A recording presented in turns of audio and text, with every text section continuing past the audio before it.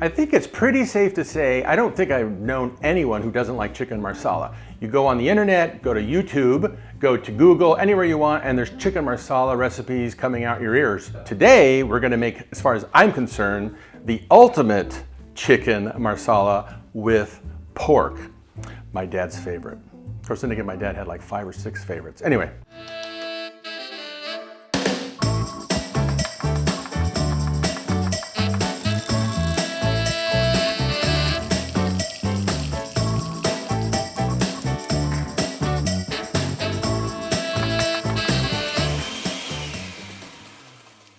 So we're gonna start with the pork tenderloin.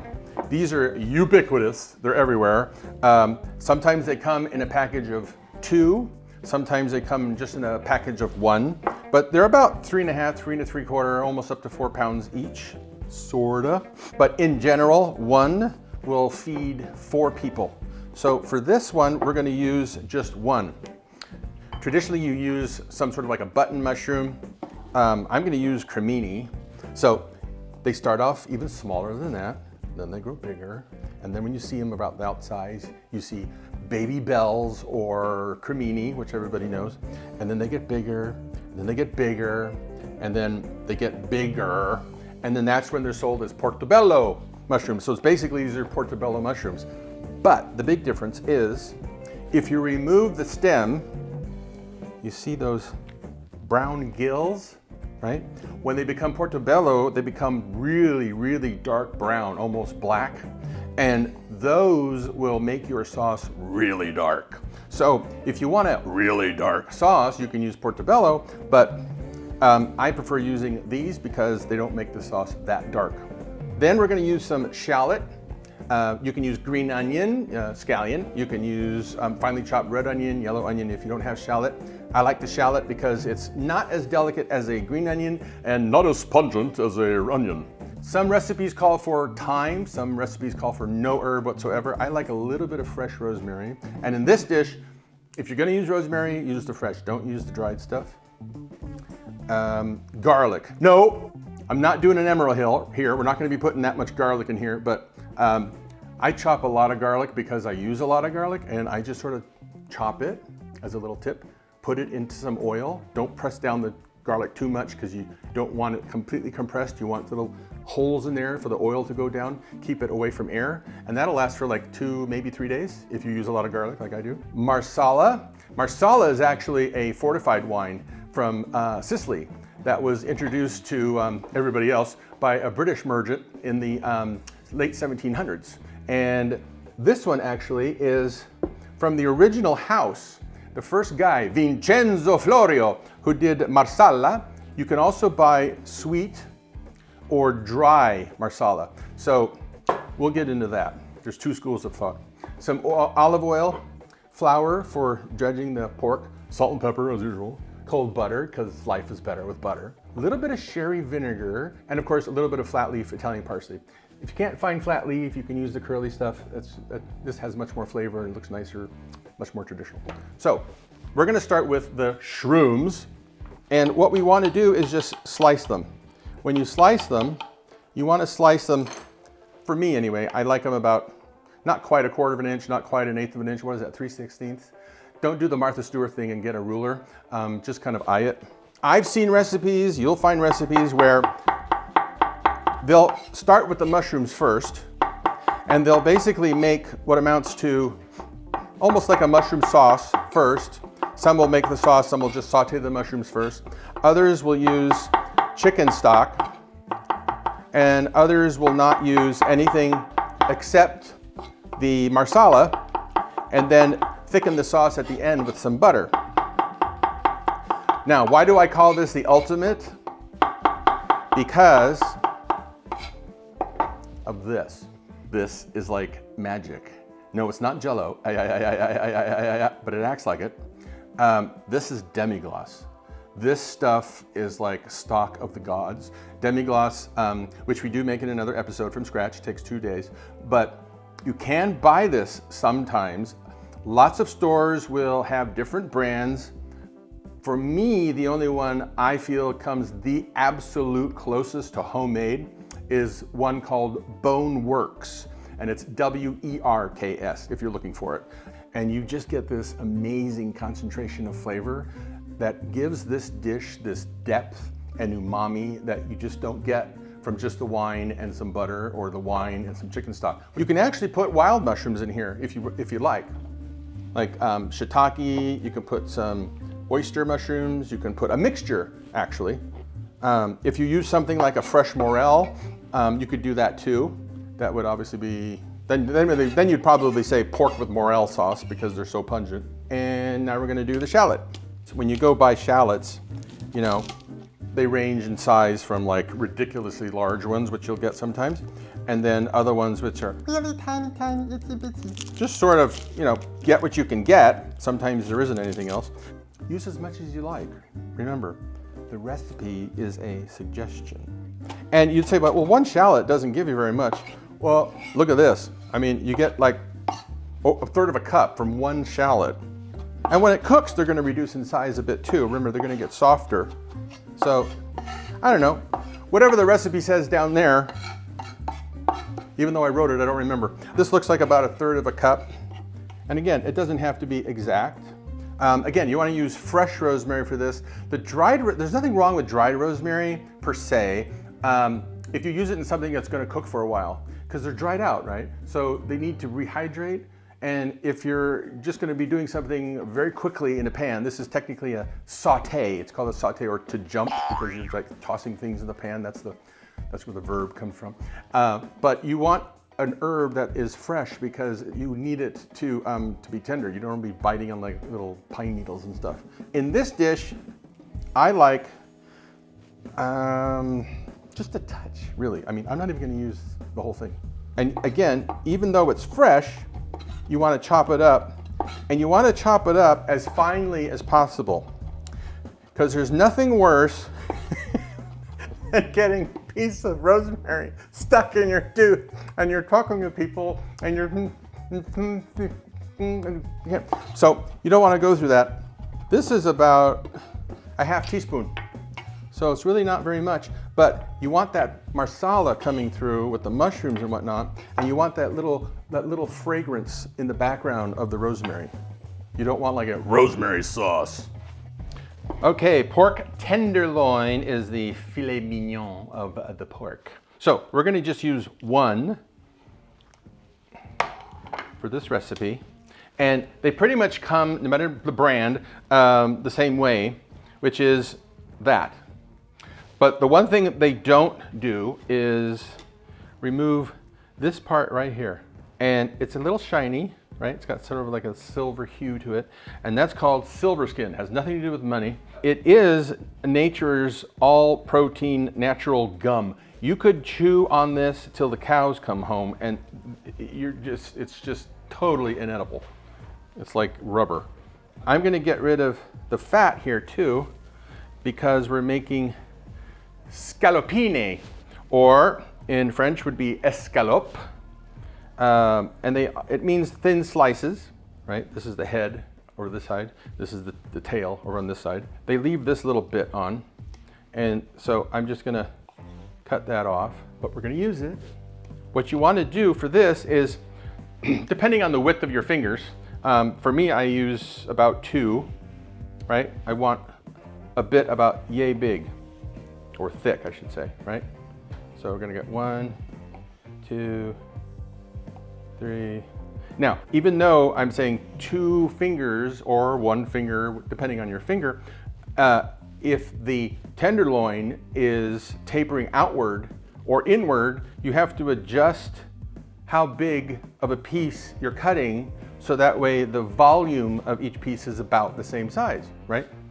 So on this one, we've got 1, 2, 3, 4, 5, 6, 7, 8, 9, 10, 11, bam, 12. We got 12 pieces, absolutely perfect. You could actually just season these like that, right? Like little tiny filet mignon, and saute those off, and that makes a really good dish too. But for this one, what we're gonna do is we're gonna pound them into the scallopini. I like to give it a double layer, and I'll show you why. There. Now that's sturdy. right? I can use this to pound this one, and if I want to do the second one, I can do the second one, and it's not gonna rip, and it's not gonna stick to everything because it's a double layer. So that would be for the bottom, and then I'm going to do a second one for the top. This is a rubber mallet. I got it at a hardware store, but you don't want to use a meat tenderizer. That's the thing that looks like a medieval torture device, and it's got like all these ridges and stuff here, and you go like wham, and like the whole thing just like tears apart completely. You don't want to do that. You just want to spread the meat out. You don't need to tenderize it because it's already tender, hence the name tenderloin. You put one in the middle there, plastic on top, and then don't go, hey, like, because it'll just go all over the place. As I'm hitting it down, I'm kind of pushing it outward at the same time. See? See what I'm doing? I'm not going down, down, down. I'm doing this because I'm trying to coaxing the meat where to go. And that way I can keep control over the thickness. I'm gonna do the rest of this and I'll be right back.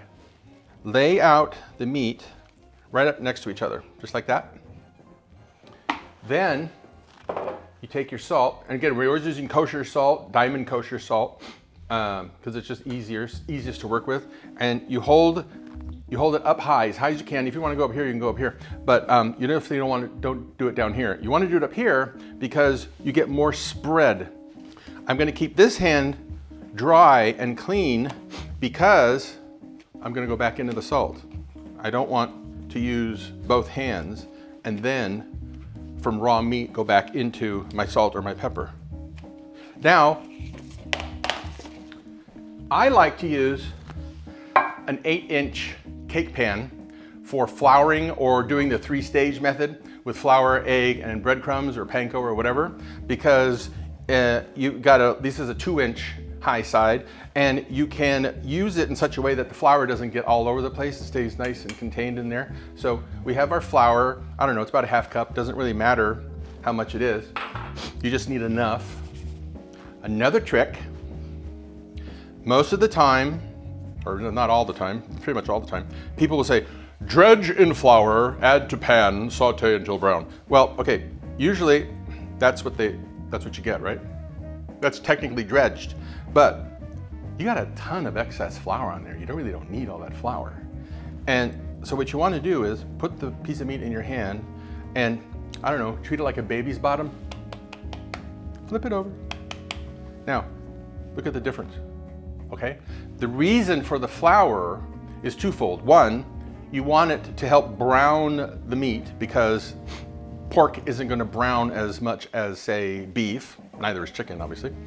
But the other part is, if you put too much or you leave too much, right? You just take it from there and put it in the pan. You leave too much flour on there. When you're done with the dish, you're gonna have this gummy, pasty kind of surface to it, which is all that excess flour that's been gelatinized with the liquid that you add for the sauce. And then it's just kind of off-putting. Now at this point, once you've got it floured, you're pretty much ready to go. Unlike 3-stage method, if you're gonna be putting it in flour, egg, and some sort of breadcrumb or whatnot, you can actually do that beforehand. And in fact, you want to do that beforehand. Then you would put them back onto this tray, but on a rack. So you get air circulation, stick that in the fridge, and you can come back an hour or two later. Once, though, we're doing this, we're ready to cook. So let's get cooking. Okay, I've got a large non-stick pan. You don't need a non-stick pan for this. I know a lot of people like to use non-stick for everything, but you really don't want to do that. We're going to be using olive oil. When you put the oil in the pan, you'll start to see the surface shimmer a bit, and you want to see it just begin to smoke. And when you see that, that's your cue to add the meat. Remember, read it and leave it. Read it and leave it. You're looking for stuff, you're listening for stuff, you're smelling for stuff. Your food, everything that you're using, your equipment is telling you what to do. Okay, see, it's starting to smoke. This is gonna go really fast. We're gonna do it in batches. And don't overcrowd the pan. It's not gonna get really, really, really brown, but it's gonna help it brown a bit. And then again, it'll help with the sauce. Okay, see, once it's starting to turn opaque around the edges, right? That's your cue. Turn it over. Okay, I got all the meat over here, and I added a little bit more oil. And at this point, you want to get your pan stupid hot. I mean, stupid hot. Just before it explodes. Wait for all that smoke, and then throw in your mushrooms.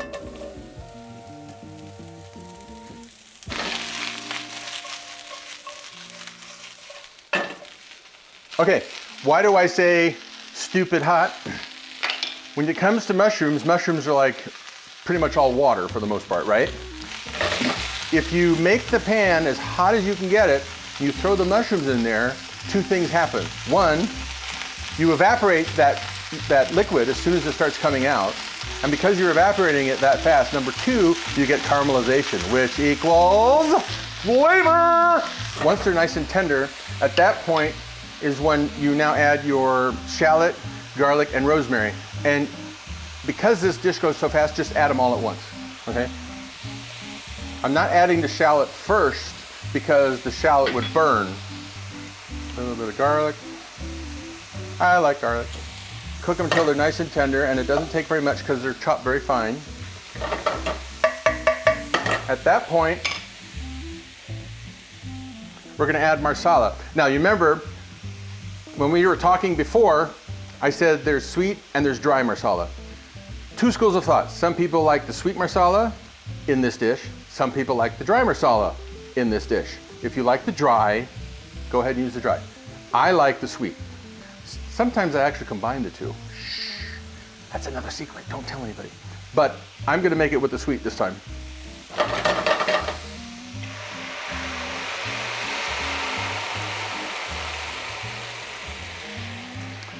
That's about that much.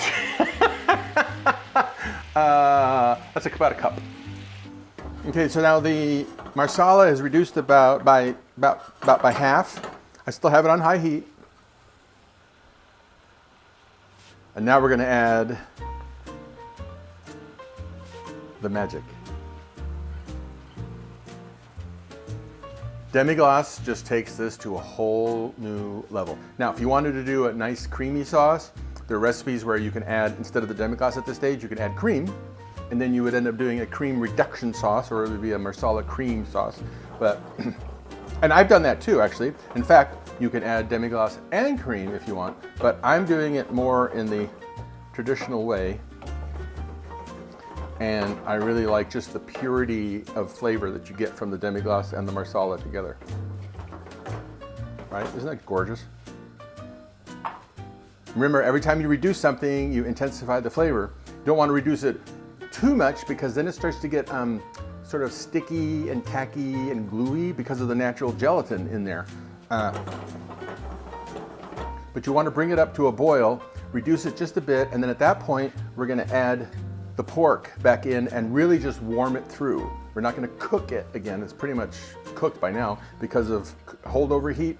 And we're going to put it in there, warm it up, and then we're really ready to go.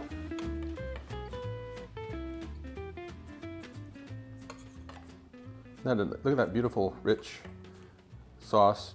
Nice consistency, not too thick, not runny. You definitely don't want it runny. If you want, you can put a little bit of rosemary there. And I chopped a little bit of that parsley from earlier. If you want to do that, you can add a little bit of parsley. Oh my God, it's so tender. I mean, you could almost use a spoon with it.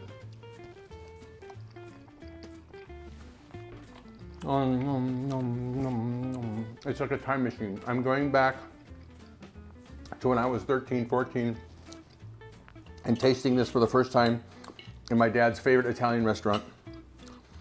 And he's like, good, huh? Huh? Good, huh? I think you gotta make this. You just gotta make it. So if you really like this recipe, please subscribe, share, ring that little bell, and I think you need to download it and give it a shot, and let me know what you think. Damn, that's good. Damn, that's good.